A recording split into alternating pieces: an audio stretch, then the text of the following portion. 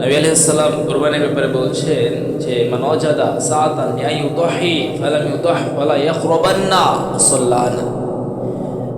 নবী সাহাবায়ে কেরামকে ডাক দিয়ে বললেন, সাহাবীরা মনে রেখে দিও, ও সাহাবীরা, যে ব্যক্তি আল্লাহ কুরবানি দেওয়ার মতো সামর্থ্য দিয়েছে কিন্তু ওই ব্যক্তি কুরবানি করলো না, ওই ব্যক্তি যেন আমার ঈদগাহ মাঠে সালাত আদায় করতে না আসে, ওই ব্যক্তি যেন ঈদগাহ মাঠে সালাত আদায় করতে না আসে।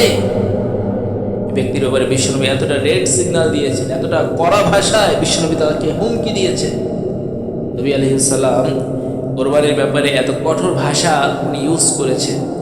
আল্লাহ তাআলা কোরআনের আয়াত এবং নবী আলাইহিস সালামের এই হাদিসটা যদি আমরা সামনে রাখি, আমরা সাধারণভাবে এই কথায় আসতে পারি যে কোরবানি এটা নর্মাল কোনো ইবাদত নয়, বরং এটা একটা ওয়াজিব বিধান। আল্লাহ তাআলা যদি কাউকে সামর্থ্য দেয় আর ওই ব্যক্তি যদি কোরবানি থেকে দূরে থাকে, অবশ্যই তাকে কি হতে হবে? গুনাহের অংশীদার হতে হবে। প্রিয় ভাইয়ের, এই জন্য প্রথম যে কথা সেটি হচ্ছে আল্লাহ তাআলা আমাদের যাদের সামর্থ্য দিয়েছে আমরা কোরবানির এই ইবাদতের সাথে অবশ্যই আমরা শামিল হব, শরীক হব। আল্লাহ তাআলা আমাদেরকে তৌফিক দান করেন বলি আমি। প্রিয় ভাইরা, কোরবানির ব্যাপারে নবী আলাইহিস সালাম যেরকম কড়া ভাষা ইউজ করেছেন, ইন দ্য সেম ওয়ে এর অপোজিট নবী আলাইহিস সালামের আবার ফজিলতের কথা বলেছেন।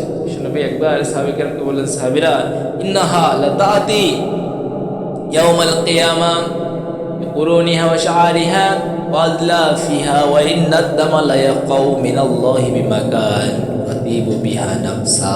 বিশ্বনবী সাহাবায়ে কেরাম বললেন, সাহাবীরা, ও সাহাবীরা, মনে রেখে দিও, কোরবানি যখন করা হয়, ও দুনিয়ার মানুষেরা মনে রেখে দিও, তোমরা যেই পশু দ্বারা কোরবানি করো, ওই পশুর যে চামড়া, ওই পশুর যে লোম, ওই পশুর যে খুর, প্রত্যেকটা জিনিস কিয়ামতের দিন হাজিরা দিয়ে দিবে। কিয়ামতের দিন হাজিরা দিয়ে দিবে। যে ব্যক্তি কোরবানি করেছে ওই ব্যক্তির পক্ষে সুপারিশ দায়ের করবেন। আপনি যদি জাহান্নামের অংশীদার হয়ে যান, ওই যে আপনি দুনিয়াতে কোরবানি দিয়েছিলেন, ওই কোরবানির ওসিলায় সেদিন আল্লাহ আপনারে ক্ষমার ঘোষণা দিয়ে দিবেন, ক্ষমার ঘোষণা দিয়ে দিবেন। কোরবানি কিছু কিছু বর্ণনায় এসেছে, আপনি যখন জবাই করার জন্য ছুরিটা ধরেন, ওর আগে ওইটা একটা বিশেষ মর্যাদা আল্লাহর দরবারে পৌঁছে যায়, পরে সুবহানাল্লাহ। এই জন্য নবী আলাইহিস সালাম বলছেন, তোমরা অনেক বেশি হাসি খুশি মনে, সন্তুষ্ট চিত্তে আল্লাহ তাআলার জন্য তোমরা কোরবানি করো। বিশ্বনবী আরেকটা হাদিসে সরাসরি বলছেন যে কোরবানির এই পশু কিয়ামতের দিন জাহান্নাম থেকে বাঁচার জন্য তোমাদের জন্য ঢাল হিসেবে কাজ করবে। ঢালের ন্যায় যুদ্ধের ময়দানে যেরকম শত্রু যখন আঘাত করতে আসে আমরা কি ঢাল দিয়ে নিজেকে রক্ষা করি না, সেই ময় নবী আলাইহিস সালাম বলছেন কিয়ামতের দিন যখন জাহান্নামের আগুন তোমাদেরকে ধরতে আসবে, ওই সময় তোমাদের এই কোরবানির পশু তোমাদেরকে ঢাল হিসেবে বাঁচিয়ে দেবে, বলেন সুবহানাল্লাহ। বিশ্বনবী আবার বলছেন, কোরবানির ঈদের দিন সবচেয়ে প্রিয় আমল হচ্ছে কোরবানি করা। দুনিয়াতে মানুষ ওই দিন যত আমলই করুক না কেন, নবী আলাইহিস সালাম জানিয়েছেন, ও দুনিয়ার উম্মতেরা শুনে রেখো, কোরবানির দিন সবচাইতে কাছের আমল আল্লাহর দরবারে কোরবানি করা। এর চাইতে ভালো আমল, এর চাইতে বড় কাজ আল্লাহর কাছে আর কিছু হতে পারে না। ওই দিন যদি কেউ আল্লাহর জন্য কোরবানি করে, ওইটাই হয় আল্লাহর কাছে সবচেয়ে প্রিয় আমল, বলেন সুবহানাল্লাহ। এর ভাইয়ের, এই জন্য কোরবানির ব্যাপারে যে শুধু নবী আলাইহিস সালাম আমাদেরকে সতর্ক করেছেন, বিষয়টা এমন না।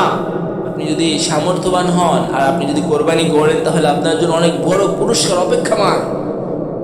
তবে এই কোরবানি হতে হবে আমাদের শুধু আল্লাহর জন্য, মানুষকে খুশি করার জন্য যদি আপনি কোরবানি করেন, বিশ্বাস করেন, তাহলে এটা আপনার আদায় হবে না।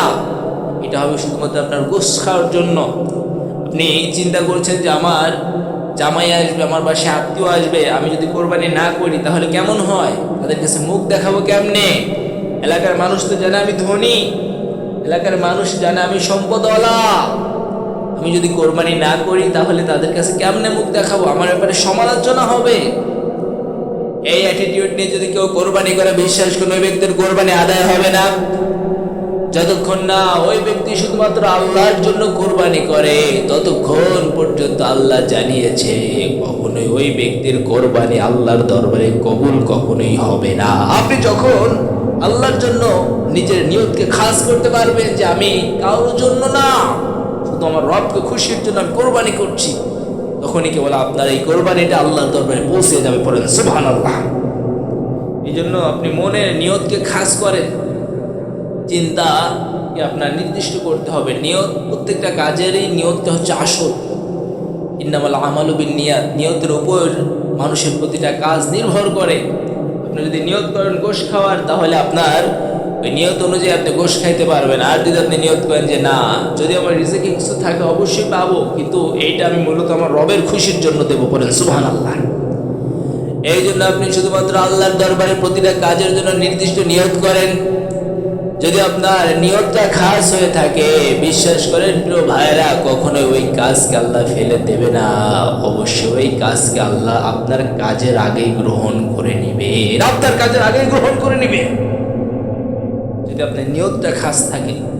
এই জন্য আমরা কোরবানির ক্ষেত্রে অনেকে ভুল করি, নিয়তটা থাকে আমাদের অন্যরকম। কারো নিয়ত থাকে গোশ খাওয়ার, কারো নিয়ত থাকে সমাজে নিজের আধিপত্য বিস্তার করার, কারো নিয়ত থাকে আমি মানুষকে ক্যাপচার করব। এক একজন এক এক নিয়তকে সামনে রেখে কোরবানি করে।